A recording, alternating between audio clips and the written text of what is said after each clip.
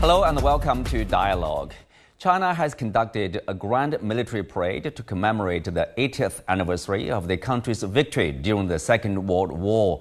Together with more than a dozen global leaders, President Xi Jinping attended the parade and delivered a speech pledging the country's commitment to peaceful development. 80 years on, how shall we review the human catastrophe of World War II? How can the world move forward in peace to prevent such wars from ever happening again? And what is the message China wishes to send to the world on this historical occasion? Join us for our discussion today from Beijing. I'm Qinduo.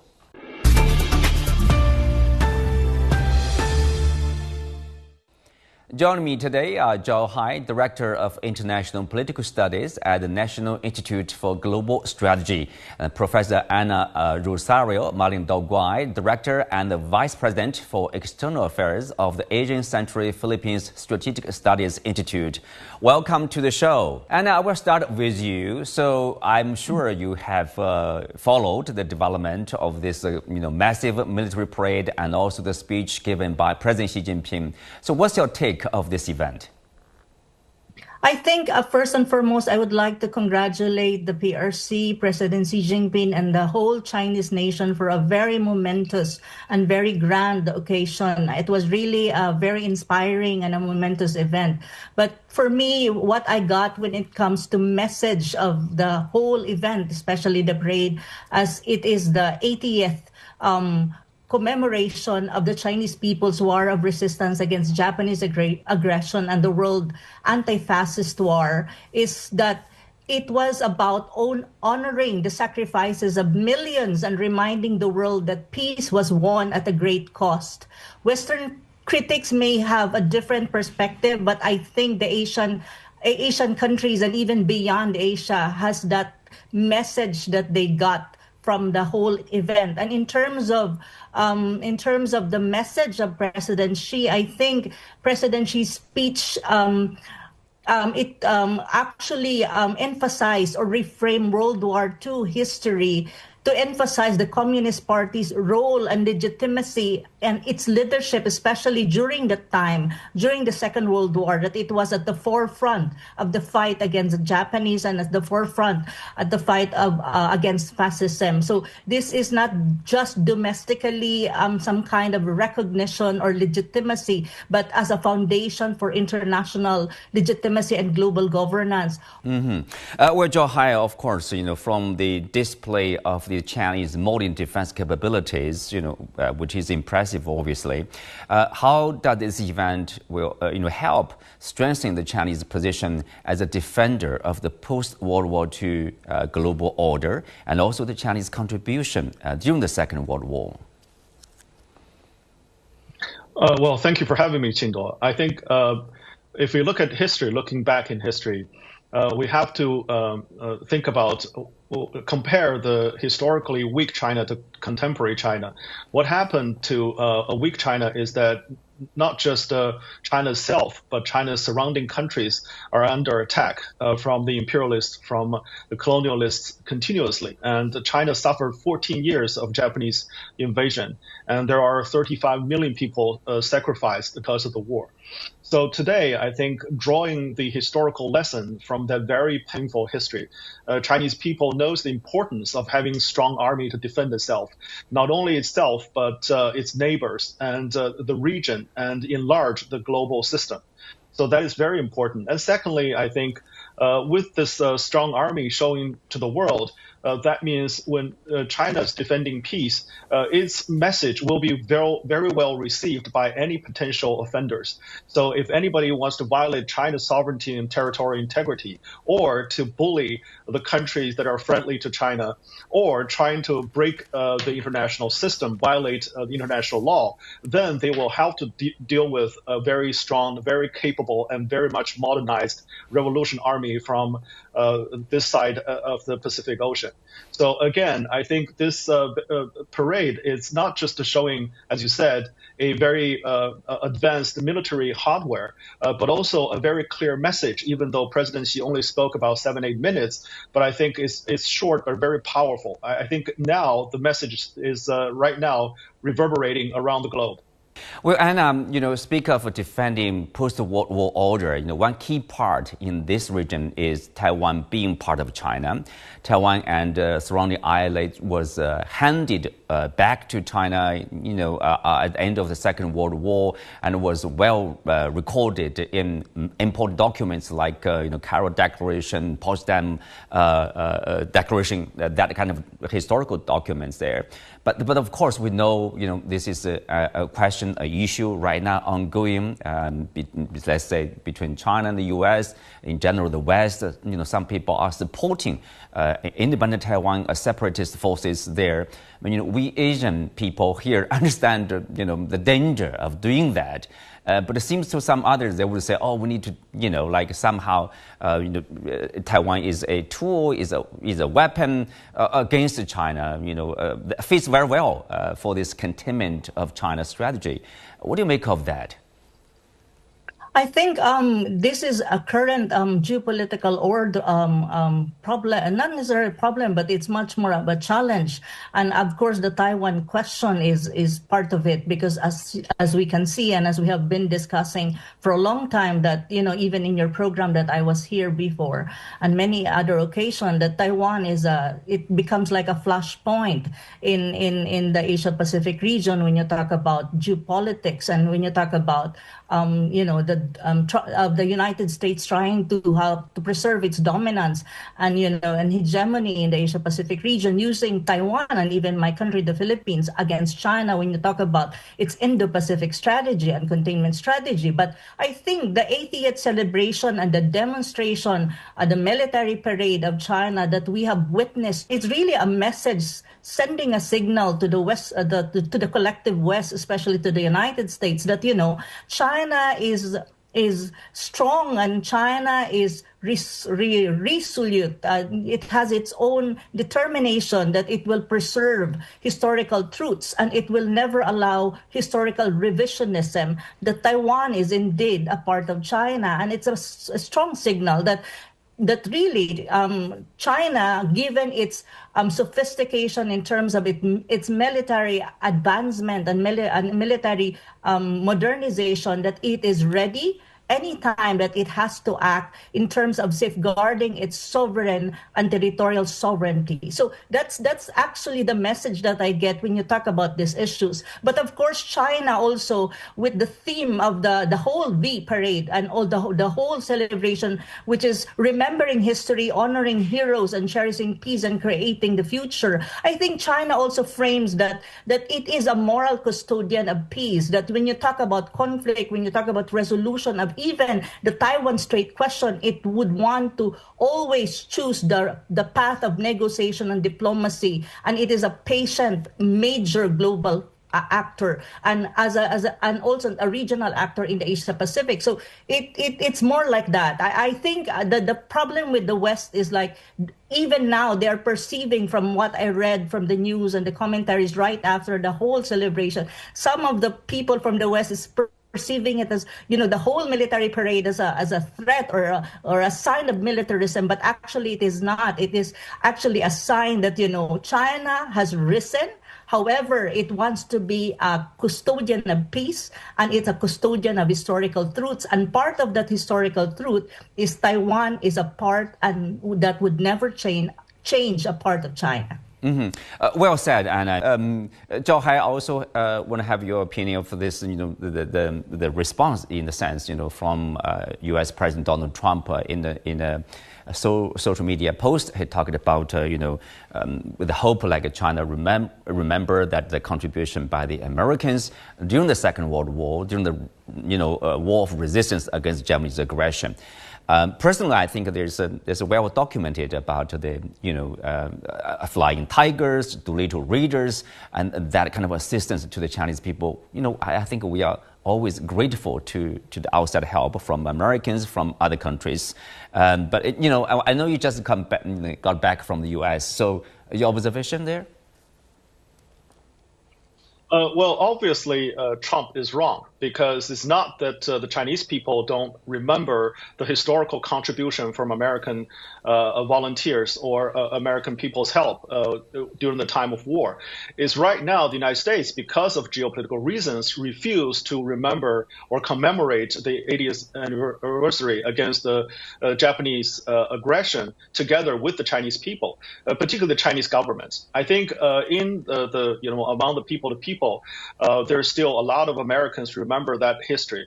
And also, if you look at what happened in China, China has museums set up for the flying tigers, for the sacrificed fallen soldiers from the United States. And also China has all kinds of activities. During the parade, if you noticed, China invited the family members of the flying tigers and other American volunteers to come to observe the military parade together. So again, I think to forget history is actually a betrayal. And right now, the American government, in order to so-called compete with China, choosing to forget about history. And this is very much a betrayal of history, and it's in danger of repeating the history. I want to follow up with one point, which is that if you look at the origin of the World War II, it's actually happened within the West. It's not a war between the East and the West. And today, some of the Western media trying to portray a strong China as a threat to the West, and therefore expecting some kind of a conflict between the East and West. And China has no intention of doing that. Indeed, today, still, the problems is within the West. They are fighting left and right. So that there is the danger of a spilled over effect. So that's why it's very important China and other global South countries maintain a very strong defense. Because if the West internal conflict cannot spill over to the developing world, then they will have to resolve their problem within, and then we can maintain a peace for a much longer period of time. Mm-hmm. Well, and also in the post, Trump said that it seems like he's not happy with 26 global leaders gathering in Beijing for this occasion. He said that he accused this other national leaders. Quote here: "Please give my warmest regards to Vladimir Putin and Kim Jong-un as you conspire against the United States of America." End quote.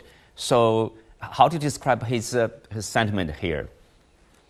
I think President Trump is way too. I think there are two things that I can say and analyze his reaction to the event and to the commemoration of the 80th anniversary of the war against fascism. I think he is either bitter or he is paranoid. That's my impression.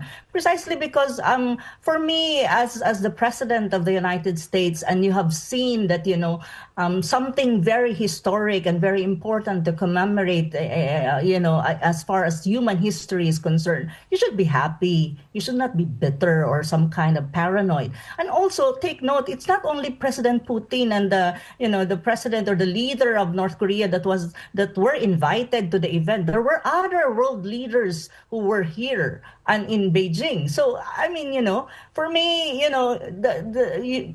Trump should just be more gracious, I think, and should not paint a color about all of these things, because in the very first place, it's just show either that he's bitter, he's paranoid, or it's a sign of insecurity. So that's my reaction to the post of, with due respect to the President of the United States. Mm-hmm. Zhao, anything to add? Well, just look at who's attending the military parade, right? And if you look at what happened in the United States in June when President Trump is holding a military parade, nobody's actually showing up from international community. And when China is holding this particular commemoration, there are like 49 leaders from 49 countries and basically top leaders from 26. And all the Chinese neighboring countries, excluding probably India, are all showing up. And there's, of course, some problem right now with the Philippines, but I believe in the future it will improve. So altogether, I think people realize that China is trying to remember history and move forward with a brighter future for mankind. So the bitterness and the paranoia that Anna mentioned is really limited to a small group of people who are still very close-minded and don't know exactly where the world is actually going. Thank you, Anna. Thank you, Zhao, for speaking to us. Earlier, I also spoke with Nell Calloway, granddaughter of a Flying Tigers commander, General Claire Chennault, and also CEO of the Chennault Aviation and Military Museum. We'll be right back after this short break.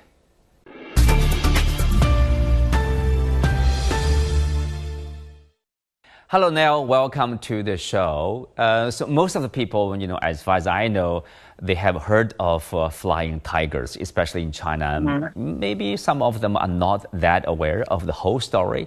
So please continue to tell us some of, how was the group formed in the first place, and what kind of role did your grandfather, General Chennault, played in assembling such a group? My grandfather came to China in 1937 to do a survey of the Chinese Air Force. He arrived in June, and in the middle of June, he did a survey of the Air Force and discovered that China only had 91 operational planes at that time. They thought they had 500. They had 500, but they only had 91 that flew. And so he knew this was a 4,500-mile journey that he wrote to my mother that he was going on. And that 4,500-mile journey, he discovered that, but I think he also witnessed firsthand what the Japanese were doing to Chinese people. And he had great compassion for that. The war started just a few weeks after that. He offered his services to China, and they were accepted, and he was put as the chief air advisor to the Chinese Air Force. So he actually served in the Chinese Air Force for 4 years. Before the Tigers were formed, he was able to do many, many things with Chinese people. They established an early warning system. He established a network of people who were willing to come build the runways, because the first thing the Japanese did when they came to the villages would be to bomb the runways so the planes couldn't take off. The early warning system actually saved millions of Chinese lives. It was the very first time the Chinese people ever had a chance to run for cover. And then also it allowed those 91 airplanes to get airworthy before the Japanese got to the villages at times. So that was really important. The Russians obviously were helping the Chinese at that time. And around 39, 40, the Russians had to go home because the Germans were coming to Russia. And so that left China once again without a source for airplanes and extra pilots, if you will. So it was decided then that my grandfather, General Chennault, and some Chinese businessmen would come to the United States to ask for aid. Mm-hmm. And they left China. I have his logbook. They left China in October of 1940, and they arrived in China, in the U.S., basically in the early 1941, and they started talking to Roosevelt and negotiating with him. Eventually, he signed the Lend-Lease Act, allowing China to purchase 100 P-40 airplanes, P-40B airplanes. Also, he gave Chennault and his men a letter to allow them onto the military bases to find pilots and support crew. Mm-hmm. He was able to find 100 pilots and around 200 support crew to do that.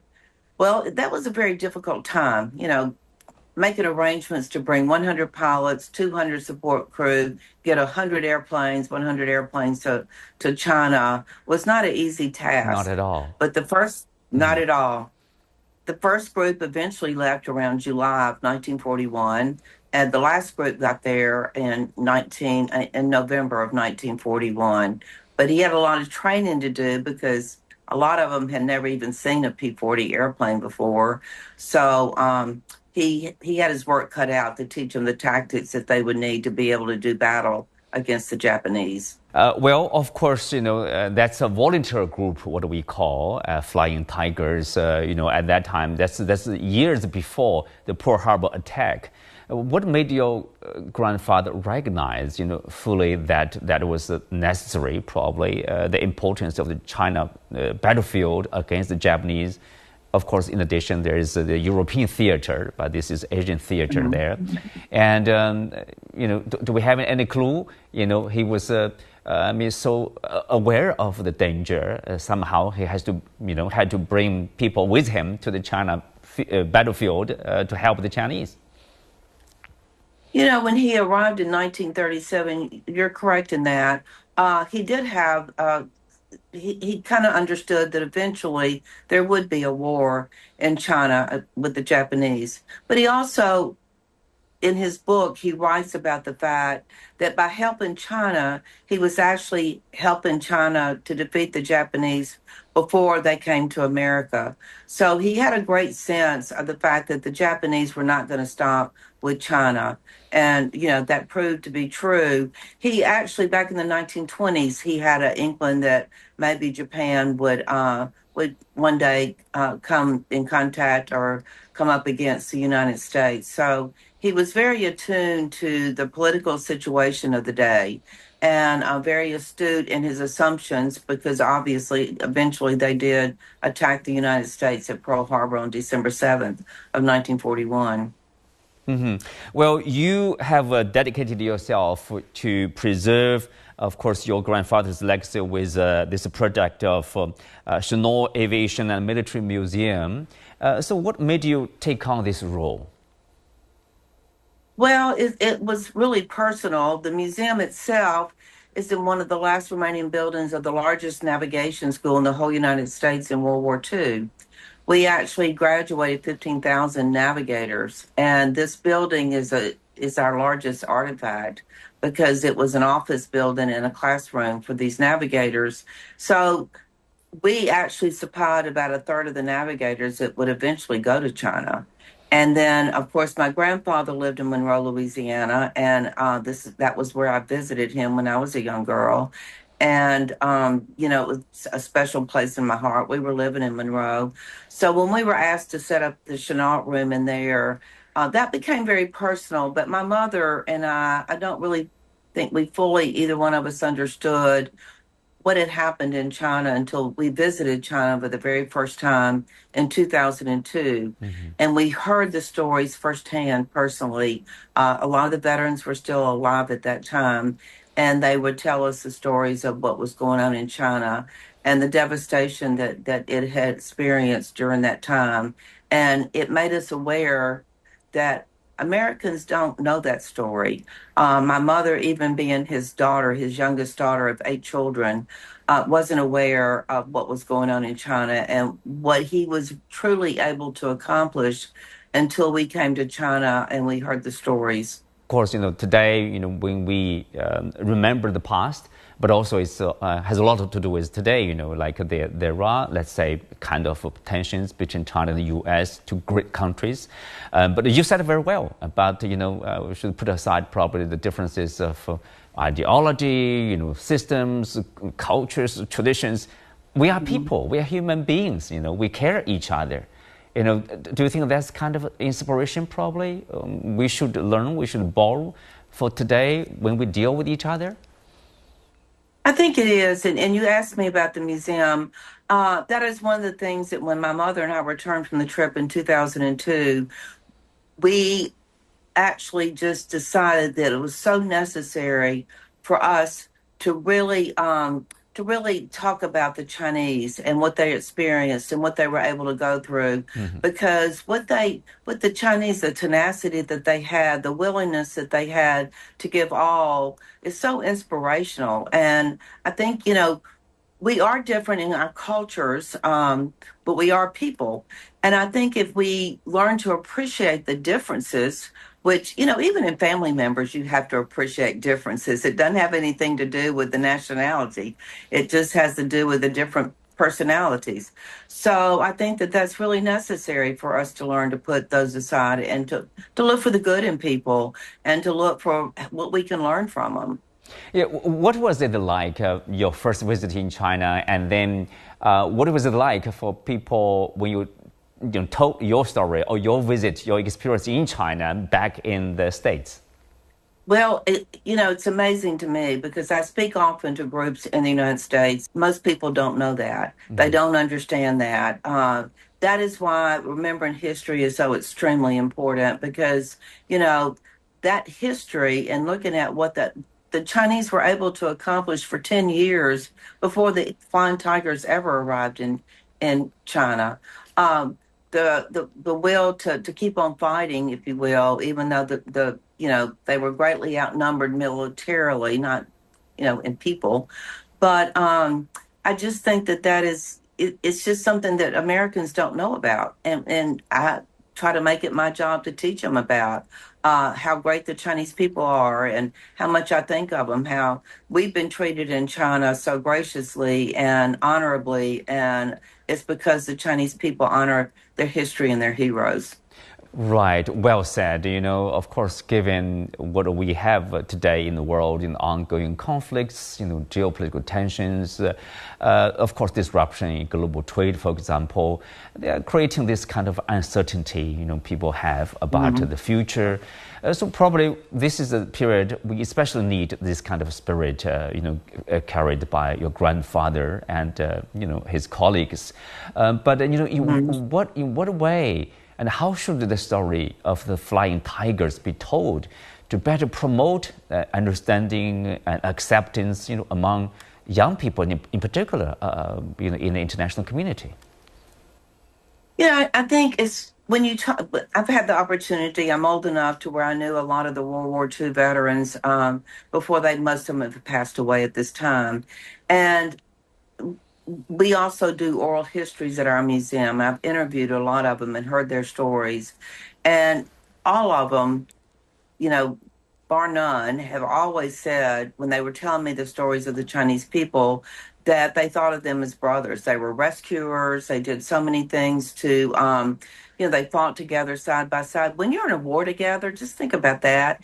You never really look at that other person and say, he's different than I am. You're really just wanting to be a brother and fighting for the same cause, right? And so I think that is the spirit that we can, if we're all fighting for the same cause, which is peace, then there is a brotherhood in that, rather than always the conflict that sometimes the world would have us be in conflict. But if we really look at each other as all having common interests, all having common goals to want to live in peace, raise our families, and give our children a better chance and a better life than even we have experienced. Because 80 years ago, there were millions of lives that were lost to give us the lives that we have today. Mm-hmm. We don't want that to happen again. We want to make sure. I think of it as, peace is not a gift that we receive. It is a responsibility that we must carry. And it is our responsibility to make sure that same responsibility is passed on to our future generations. Well, thank you, Neil. Thank you for speaking to us. I appreciate it. And thank you for giving me the opportunity. And may we all work for peace.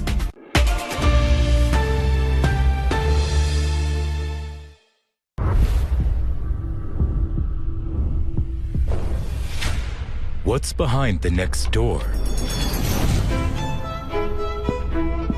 What motivates us to find the truth?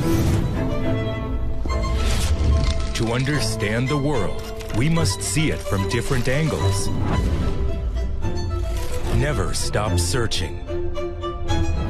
Go deeper. Go further. Be open-minded. Be engaged. Open the door through dialogue, where ideas do matter.